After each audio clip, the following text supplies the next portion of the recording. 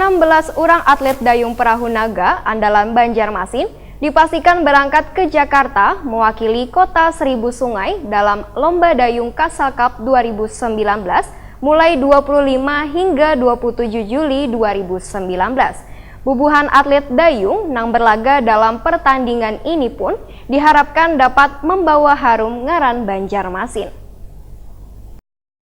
16 orang atlet dayung perahu naga andalan Banjarmasin dipastikan berangkat ke Jakarta mewakili kota Seribu Sungai dalam Lomba Dayung Castle Cup 2019 mulai 25 hingga 27 Juli 2019.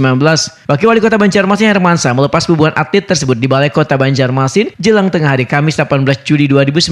Hermansyah menyatakan bila kegiatan ini merupakan suatu momentum untuk membangkitkan keolahragaan dayung agar bisa berkiprah lebih jauh lagi. Olahraga dayung ini, ujar Hermansyah, merupakan salah satu olahraga andalan Banjarmasin, sehingga diharapkan bubuhan atlet dayung yang berlaga dalam pertandingan ini dapat membawa harum ngaran Banjarmasin. Ketua KONI Banjarmasin ini pun berpesan agar rombongan atlet yang tergabung dalam kontingen Banjarmasin bisa menjaga kebersamaan, kesehatan, dan menjaga sportivitas dalam bertanding. Sekedar diketahui, kejuaraan yang akan diikuti di Danau Sunter, Jakarta ini diikuti bubuhan atlet sebagai ajang tryout untuk kegiatan Prapon tahun 2020 mendatang yang akan dilaksanakan di Papua. Selain itu, bubuhan atlet tersebut juga menjadi tumpuan Banjarmasin dalam kegiatan Porprov tahun 2021 di Kabupaten Hulu Sungai Selatan. Pelepasan atlet dayung ini dihadiri Asisten Bidang Perekonomian Setda Banjarmasin, Komunitas Kepemudaan dan Olahraga Banjarmasin, Pengurus KONI Banjarmasin, dan Ketua Cabang Olahraga Dayung Banjarmasin.